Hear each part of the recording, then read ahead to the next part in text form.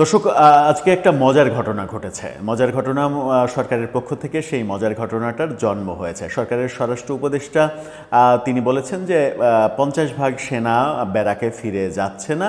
যে খবরটা ছড়িয়ে ফেলা হয়েছিল, অর্থাৎ ছড়িয়ে ফেলা হয়েছিল, সেটা গুজব, গুঞ্জন, অপপ্রচার। অর্থাৎ 50% সেনা সদস্য ব্যারাকে ফিরে যাচ্ছে, সেই খবরটা গুজব ছিল, অপপ্রচার ছিল, সেটা সত্য ছিল না। সেরকম কোনো সিদ্ধান্ত সরকার নেয়নি, এরকম ঘোষণা দিয়েছেন আজকে স্বরাষ্ট্র উপদেষ্টা।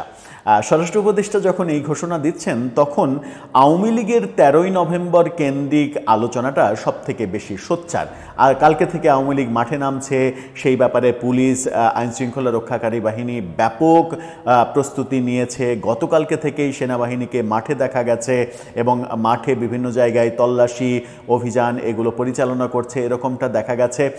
এরই মাঝে আজকে স্বরাষ্ট্র উপদেষ্টা এই ধরনের একটা বেশ মজার মন্তব্য করছেন। মজার কেন বলছি, তিনি যেটাকে গুজব বলছেন সেটার বাস্তবতা কি ছিল সেটা নিয়েও আলোচনা করব। তিনি আজকে কি বললেন সেটা যেমন বলবো, কোন পরিপ্রেক্ষিতে তিনি এটাকে গুজব বলছেন, সেটা আদৌ গুজব কিনা সেই তথ্য প্রমাণও হাজির করার স্বরাষ্ট্র উপদেষ্টার কথা। স্বরাষ্ট্র উপদেষ্টা খুবই ভদ্র নম্র মানুষ, সাদাসিধে মানুষ। এই সাদাসিধে মানুষকে স্বরাষ্ট্র মন্ত্রণালয়ের মতো এত জটিল একটা মন্ত্রণালয়ে দিয়ে তাকে বোধহয় একটু বিপদেই ফেলা হয়েছে, এরকমটাও অনেকে বলেন যে আদতে সাদাসিধা মানুষের জন্য এই মন্ত্রণালয় না। সেই আলোচনা রয়েছে, অর্থাৎ তার প্রতি এক ধরনের সহানুভূতি, সিম্প্যাথি কিংবা ভালোবাসা হয়তো মানুষের রয়েছে, কারণ তার সহজ সরল এই যে সৈনিকদের মাঝে যে কিংবা পুলিশ কনস্টেবলদের মাঝে যে মানে খোঁজ নেয়া, তুমি খাইছো, কি খাইছো, ঠিকঠাকভাবে খাইছো কিনা, কয় টাকা বেতন পাও, বাবা মাকে পাঠাও কিনা, এই যে সহজ সরল মানে অনুভূতি, এগুলো নিয়ে প্রশংসাও হয় আবার সমালোচনাও হয় যে তুমি করে কেন বলবেন একজন মন্ত্রী, এটা তো মানে রুলসের মধ্যে পড়ে না। যাই হোক, সেটা আবার দুষ্টু তর্কে যেতে চায় না। আজকে স্বরাষ্ট্র উপদেষ্টা কি বললেন সেটা আগে জেনে নিই। কোন প্রেক্ষিতে এটাকে গুজব বলছেন সেটা আমরা একটু তথ্য দিয়ে বোঝার চেষ্টা করব, সেটা আদৌ গুজব ছিল কিনা। শিরোনামটা দেখে নিন। তিনি বললেন, সেনা সদস্যদের মাঠ থেকে সরিয়ে নেওয়া হচ্ছে না। স্বরাষ্ট্র উপদেষ্টা তিনি কি বললেন একটু জেনে নিই, তারপরে আমরা যাই। অন্তর্বর্তী সরকারের স্বরাষ্ট্র উপদেষ্টা লেফটেন্যান্ট জেনারেল অবসরপ্রাপ্ত জাহাঙ্গীর আলম চৌধুরী বলেছেন, আইনশৃঙ্খলা পরিস্থিতি নিয়ন্ত্রণের দায়িত্বে থাকা বাংলাদেশ সেনাবাহিনীর 50% সদস্যকে মাঠ থেকে সরিয়ে নেওয়া হচ্ছে না। ভালো কথা। আজকে বিকেলে সচিবালয়ে স্বরাষ্ট্র মন্ত্রণালয়ের সভাকক্ষে আইনশৃঙ্খলা সংক্রান্ত কোর কমিটির সভা শেষে সাংবাদিকদের এক প্রশ্নের জবাবে তিনি এই কথা বলেছেন, আইনশৃঙ্খলা পরিস্থিতি নিয়ন্ত্রণের দায়িত্বে থাকা সেনাবাহিনীর 50% সদস্যকে মাঠ থেকে সরিয়ে নেওয়া হচ্ছে না। এ সংক্রান্ত যা ছড়িয়েছে সেটা গুজব, এরকম কোনো সিদ্ধান্ত হয়নি। গুজব কিনা তারা আমরা একটু দেখার চেষ্টা করব। তার আগে শেষ কথাটা তা একটু শুনে নিই। আওয়ামী লীগের কর্মসূচিতে সরকার শঙ্কিত কিনা জানতে চাইলে তিনি বলেন, তারা লকডাউন বা শাটডাউনের যে কর্মসূচি রেখেছে সে বিষয়ে সরকার শঙ্কিত নয়। খুবই ভালো কথা।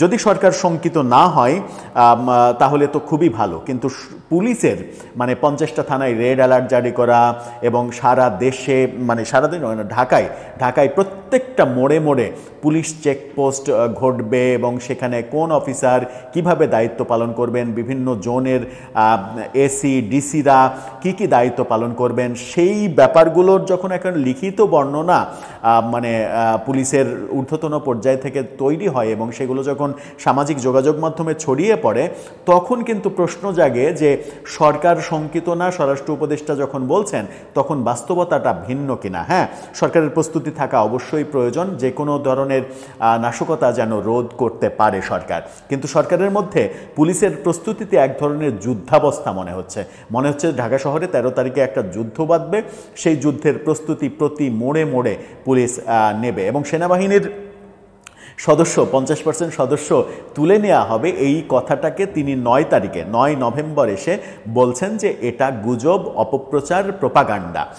একটু চলুন 5 তারিখে ফিরে যায়। 5 নভেম্বর দৈনিক প্রথম আলোর শিরোনাম কি ছিল? তাদের কোর কমিটির, আজকে কোর কমিটির সভা শেষেই এই কথা বলেছেন তিনি, অর্থাৎ কোর কমিটিতে আজকে নতুন করে সিদ্ধান্ত নিয়েছে যে মানে পরিস্থিতি ভালো না, সেনাবাহিনীর সদস্যদের তুলে নেওয়া যাবে না, অর্থাৎ যারা ফিরে গিয়েছিল তাদেরকে আবার মাঠে আসতে হবে, এরকম হয়তো ভেতরে ভেতরে সিদ্ধান্ত হয়েছে। কিন্তু 5 তারিখে যেটা বলছিলাম, প্রথম আলোর শিরোনামটা কি ছিল? 5 নভেম্বর, খুব ভালো করে দেখেন যে 5 নভেম্বর 2025-এর প্রথম আলোর শিরোনাম, কোর কমিটির সভা, আইন শৃঙ্খলার দায়িত্ব থেকে সেনাবাহিনীর 50% সদস্যকে সরিয়ে নেওয়া হচ্ছে। কোর কমিটির সভায় এই সিদ্ধান্ত হয়েছিল। এবং শুধু এটা প্রথম আলোর একটা শিরোনাম দেখালাম, বাংলাদেশের যত গণমাধ্যম আছে সব গণমাধ্যমের শিরোনাম সেদিন 5 তারিখের এইটা ছিল, এবং এটা নিয়ে আমরাও একটা ভিডিও করেছিলাম যে 50% মানে সেনাবাহিনীর সদস্যদের তুলে নেওয়া হচ্ছে। কোর কমিটির সভা মানে 5 তারিখে হলো, সেখানে সিদ্ধান্ত হলো 50% তুলে নেওয়া হবে। তার আগেই, একদিন আগেই কিন্তু আমরা দেখেছি যে মানে আওয়ামী লীগের এই প্রচারণা, এবং 5 তারিখ থেকে সেই প্রচারণা আরও বেশি বেড়েছে, মূলত যে এই লকডাউন হবে 10 থেকে 12 তারিখ পর্যন্ত, সারা দেশে মিছিল টিছিল এগুলো করবে। এর মাঝে 5 তারিখে এরকম একটা সিদ্ধান্ত কেন হলো? কেন সেনাবাহিনী ব্যারাকে ফিরে যেতে চাইছে? সেনাবাহিনী কি আওয়ামী লীগকে মোকাবেলা করতে চাইছে না কিনা, কিংবা দেশের মধ্যে একটা খারাপ পরিস্থিতি তৈরি হোক এটা চাইছে না কিনা, এই আলোচনাগুলো কিন্তু ছিল। এই আলোচনার ফাঁকে আজকে 4 দিন পরে এসে, 5 তারিখে সিদ্ধান্ত হলো একটা, 4 দিন পরে এসে অন্য আরেকটা সিদ্ধান্ত, মানে সেই 5 তারিখের সিদ্ধান্ত বাতিল করে সেনাবাহিনীকে আবার মাঠে নামানোর সিদ্ধান্ত নিজে নিজে যখন নিলেন, তখন আপনি বলছেন যে 50% সেনা ব্যারাকে ফিরে যাবে। সেই খবরটা নাকি গুজব, প্রোপাগান্ডা, মিথ্যা ছড়ানো হয়েছে। তো বাংলাদেশের সমস্ত গণমাধ্যম যদি মিথ্যা ছড়িয়ে থাকে, তাহলে বাংলাদেশের সমস্ত গণমাধ্যমের নামে স্বরাষ্ট্র মন্ত্রণালয় থেকে মামলা করে দেওয়া হোক, মামলা করে দিয়ে তাদের মানে লাইসেন্স বাতিল করে দেওয়া হোক, যে এই ধরনের এত বড় একটা মিথ্যা বানোয়াট গুজব তারা ছড়ালো কেন? এই গুজব তো সরকার বিরোধী কোনো পক্ষ ছড়ায়নি, কিংবা এই গুজব তো কোনো মানে কি বলবো, কোনো অ্যাক্টিভিস্ট ছড়ায়নি। এটাকে খবর হিসেবেই সরকার কোর কমিটির সভা শেষে গণমাধ্যমকে জানিয়েছে, এবং গণমাধ্যম তাদের প্রত্যেকটা গণমাধ্যমের লিড নিউজ করেছিল সেদিন, যেটা দেখালাম প্রথম আলোর লিড নিউজ ছিল সেটা। এই যদি অবস্থা হয় তাহলে আপনি কি বুঝবেন? তিনি বলছেন যে আওয়ামী লীগের কর্মকাণ্ড নিয়ে, অর্থাৎ লকডাউন, শাটডাউন, এগুলো নিয়ে সরকার শঙ্কিত নয়। যদি শঙ্কিত না হবে, তাহলে 50% যে সেনা সদস্য ব্যারাকে ফিরে যাওয়ার সিদ্ধান্ত 4 দিন আগে নেওয়া হলো, 4 দিনের মাথায় সেই সিদ্ধান্ত আবার বাতিল করে সেটাকে প্রোপাগান্ডা, গুজব, অপপ্রচার এটা বলা হচ্ছে কেন? সেখানেই মানে শঙ্কা জাগে যে সরকারের মধ্যে একটা বড় ধরনের শঙ্কা কাজ করছে, সরকারের মধ্যে একটা আতঙ্ক কাজ করছে। সেই আতঙ্কটা কাজ করাটা খুবই স্বাভাবিক, কারণ আওয়ামী লীগ যে 15 মাসে যে অবস্থায় গেছে, তাতে তারা ফেরোসাজ হয়ে ফিরে আসার চেষ্টা করতেই পারে, খুবই স্বাভাবিক। তারা একটা সাংঘর্ষিক পরিস্থিতি তৈরি করতেই পারে, একটা নৈরাজ্যকর পরিস্থিতি তৈরি করতেই পারে। আবার তারা এটাও ভাবতে পারে যে আমাদেরকে যেভাবে তোমরা 2024-এ বিদায় করেছিলে সারা দেশে নৈরাজ্য তৈরি করে, আমরাও সেরকম নৈরাজ্য তৈরি করে তোমাদের বিদায় করব। যদি এরকম পাল্টাপাল্টি ব্যাপারগুলো বাংলাদেশের ইতিহাসে ধারাবাহিকভাবে চলতেই থাকে, তাহলে তো সরকার আতঙ্কের মধ্যে নেই, কিংবা সরকারের মধ্যে আশঙ্কা নেই, সরকার নিশ্চিন্তে বসে আছে, এটা ভাবনার তো কোনো উপায় নেই।